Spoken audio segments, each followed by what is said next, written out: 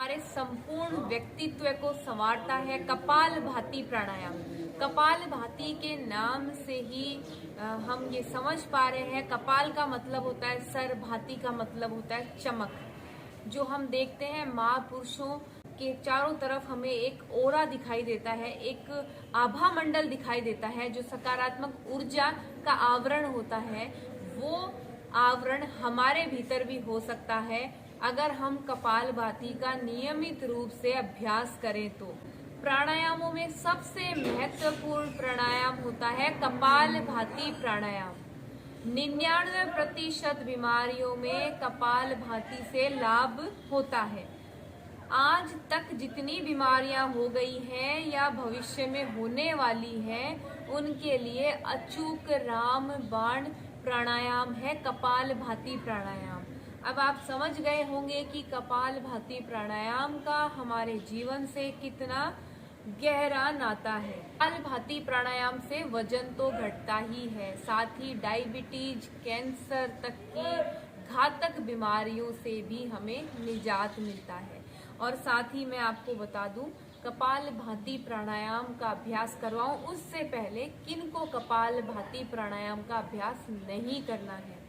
जो महिलाएं प्रेग्नेंट हो, जिनके अल्सर हो पेट में, उनको नहीं करना चाहिए। पीरियड्स के दौरान इसका अभ्यास नहीं करें। अस्थमा की समस्या है, साथ ही अगर आपके पेट का ऑपरेशन हुआ है तो आपको नहीं करना है। कपालभाति प्राणायाम जो मुख्य रूप से हम जिन बीमारियों के लिए करते हैं, डायबिटीज में, कैंसर की बीमारी में, डिप्रेशन अगर हो उसमें, कब्ज, पेट की समस्या, गैस, एलर्जी, चर्म रोग, थायराइड जैसी घातक बीमारियों में कपालभाति प्राणायाम का अभ्यास 5 से 10 मिनट, 15 मिनट, आधा घंटे तक सभी करते हैं। अब मैं आपको बता देती हूँ, महिलाओं के जो भी समस्या हो उन सभी समस्याओं का निदान है कपालभाति प्राणायाम। कपालभाति प्राणायाम से वजन तो घटता ही है, साथ ही इनफर्टिलिटी को दूर किया जाता है। कैंसर के रोगी कैंसर से मुक्त हो जाते हैं। महिलाओं को यूट्रस में फाइब्रोइड्स, ओवरी में सिस्ट या गांठें पड़ गई हो, या फिलिपियन ट्यूब बंद है, या मासिक धर्म सही समय से नहीं आ रहा है, किसी के ज्यादा आ रहा है, किसी के कम आ रहा है, समय पे नहीं आ रहा है, तो ये सारी समस्याएं इससे दूर होंगी। और ये महिलाएं नहीं, पुरुषों के लिए भी लाभदायक है।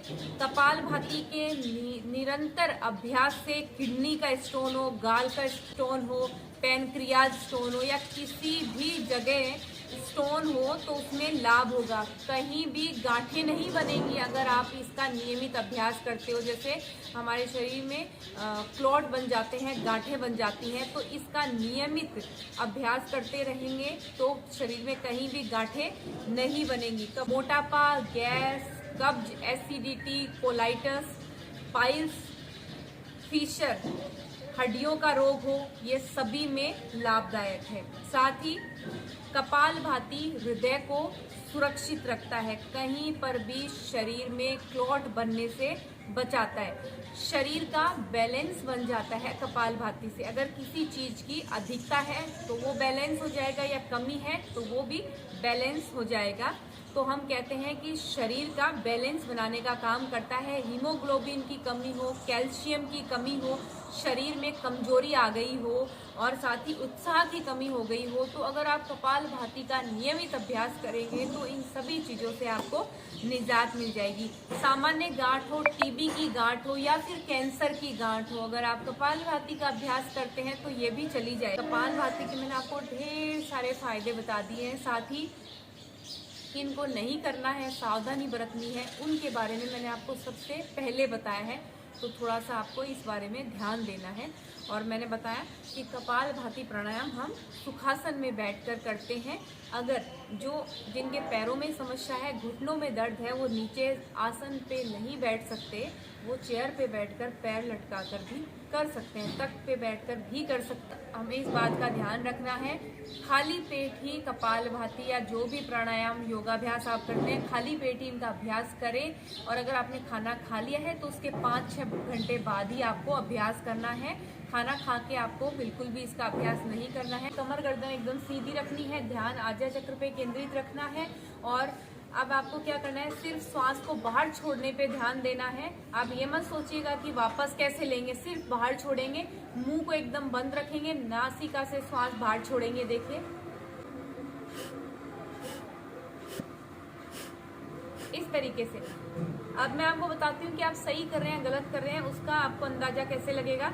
आप अपने पेट पे इस तरीके से हाथ रख लेंगे और श्वास सिर्फ बाहर छोड़ने पे ध्यान देना है, वो भी नाक से, मुंह बंद रखेंगे। अब आप देख रहे हैं कि आपका पेट श्वास बाहर छोड़ते अंदर की तरफ जा रहा है, मतलब आप सही कर रहे हैं। इस तरीके से आपको अभ्यास करना है। अगर आप शुरुआत में कर रहे हैं तो आपको जैसे धीरे धीरे शुरू करना है। जैसे एक बार में आपने 10 स्टॉक छोड़े, फिर उसके बाद में थोड़ा सा रेस्ट किया, फिर 10 करे, फिर रेस्ट किया, फिर 10 करे। सिर्फ 30 बार आपको श्वास बाहर छोड़ना है और उसके बाद में आप धीरे धीरे समय बढ़ाएं। अगर आपके जो मैंने बताया कि इस तरीके की बीमारियां हैं तो आप इसमें आधा घंटे तक भी कर सकते हैं। जितना आप ज़्यादा समय बढ़ाएंगे उतना ही आपको जल्दी स्वास्थ्य लाभ प्राप्त होगा। तो इस तरीके से आप कपालभाति का अभ्यास करें। कई गलत तरीके से करते हैं, श्वास अंदर भरते हैं। देखिए मैं आपको बताती हूँ, इससे पता लग जाता है कि हम गलत कर रहे हैं। मैंने आपको सही तरीका बताया है। सही तरीके से योगाभ्यास करेंगे तो आपको उसको पॉजिटिव रिजल्ट मिलेंगे, और आप गलत तरीके से अभ्यास करेंगे तो आपको उसके नकारात्मक परिणाम ही देखने को मिलेंगे। तो आप सही तरीके से करें, प्रशिक्षक की निगरानी में करें, डॉक्टर की सलाह से करें।